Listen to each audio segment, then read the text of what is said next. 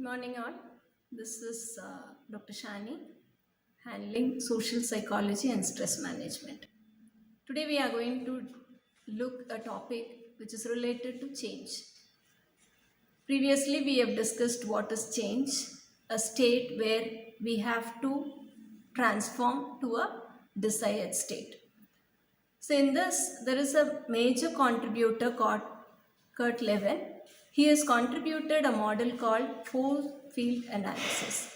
This force field analysis is a model which will identify the need of change and the forces that are affecting the change. Now, we have seen the factors that will affect the change, which will help to bring in the change. Now there is a model called force field analysis, which is from the existing state transferring to the desired state, maintaining a status quo or equilibrium. Now in this there are two major forces, driving force and restraining force. Driving force is certain things which will help you, the factors that will help you to bring in the change. Restraining forces are opposite to this, wherein it will restrict the change or people will not accept the change. So the reasons why they don't accept the change are called restraining forces. These two forces may be because of any personal factors, environmental factors, situational factors, maybe because of the organizational factors. All this we have dealt with in the previous classes. Now I'll just try to connect you to how this force field analysis is applicable to a model called the force field model to bring in a automation of production. Earlier we have seen there is something which you bring in the change in the organization, you will have to see that all people will accept the change. Now in force field model what will happen is there are certain forces which will help you in bringing in the change.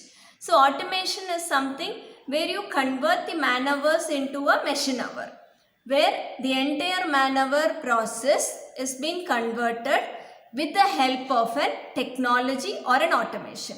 Why will people accept the change? Why will people reject or restrain the change, resist the change?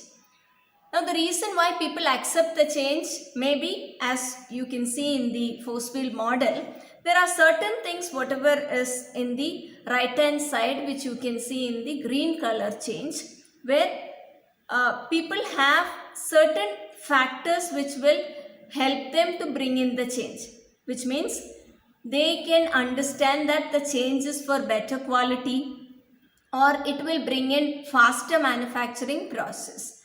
Wherein the opposite to this, there may be employees who will fear that I may lose my job if new technology come in.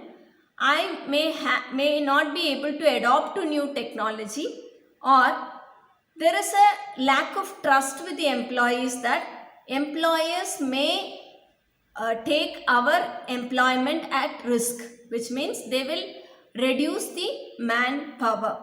So this also may be one of the reasons why they resist for the change. So these are the two major areas which you can see.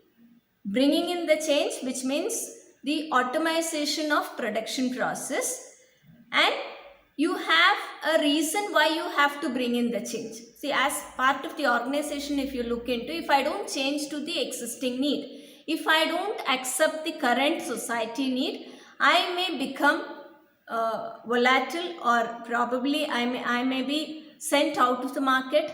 So with that fear, they may bring in the change.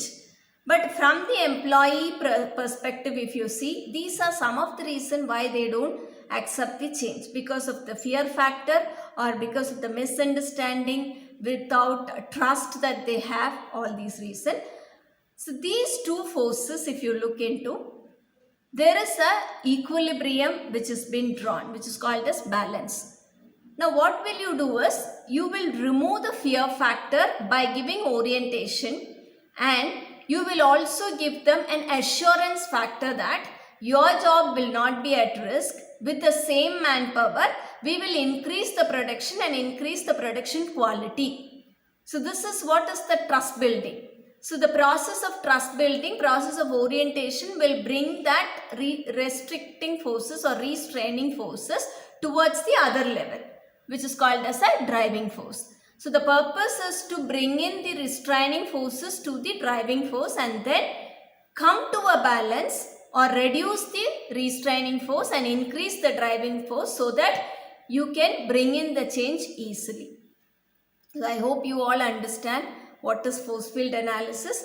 We will see further classes how this force field analysis or Kurt Lewin has given us the change process. Thank you all.